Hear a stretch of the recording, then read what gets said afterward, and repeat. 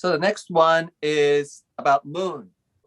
There is a information that moon is something that extraterrestrial being created as a satellite, so to speak. And they're like underground world, or they're like, the later tower that captures millions or billions of light years away, and radio waves, or the wormholes, or there's like a mechanics that creates a parallel worlds, or all kinds of stories around this moon. So this question I want to ask you about, is it really true that moon is made by extraterrestrial beings, or any other information really true? It's partially modified by extraterrestrial beings. It in and of itself is a natural body. Mm-hmm. Its origin is that of an early solar system planetary collision. Mm-hmm. Fragments of that collision became the moon. Mm-hmm. It has since then been heavily modified. There are many adjustments that have been made to it that relate to its positioning around your world, that relate to, as your questioner has pointed out, different underground structures, subterranean bases that exist within it, that allow for many extraterrestrial species to be able to interact with your world through the moon. So there are some beings that maintain a more permanent resonance within the moon.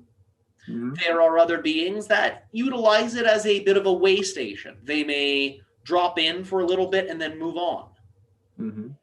It also allows for other worlds related to other solar systems and other realms altogether to be able to direct energy to your world via the moon as a convergence point of the energy, and the moon then beams that into the electromagnetic field of your planet.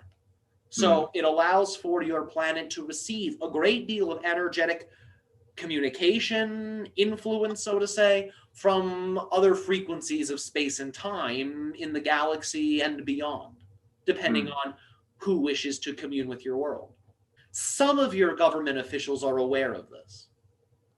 This is something that is not alien to those whom work in the space programs. They're aware of this to certain extents. Okay. So it's like a communication path, so to speak, between us and also extraterrestrial beings. Hopefully those energy or the interactions that we are having, consciously or unconsciously, is positive mainly, could be negative as well. Well, remember, it's a reflection of your species' collective consciousness. Oh, okay. So it could be kind of negative or positive. It all depends on your species. Remember, even though we use the word influence, we don't mean that in the way that many of you think, as if it is causing something to happen here. It's more of a reflection. It's reflecting back to you the energy state of your species. So in the past, the moon has reflected back to you greater amounts of negativity, and that's where some of your, let's just say, scary stories about the moon come from. That's why you have them. Because at different points in your species' history, the moon was more of a negative type of reflection. But it is fundamentally neutral. It only reflected negativity because that's what your species was going through. But because your species now is going through greater positive transformation, the moon itself is reflecting back to you greater levels of positivity. And as a result of this, there's only certain beings that are able to now work with your moon. They must be a match for your species' collective consciousness in order for there to even be an interaction between them and you. So just by your species becoming more positive, in a sense, it rules out the ability for great negativity from other locations to even be able to interact with you. Okay. So it's really totally up to our frequencies, whether it's going to be negative or positive. It's really up to us. Precisely.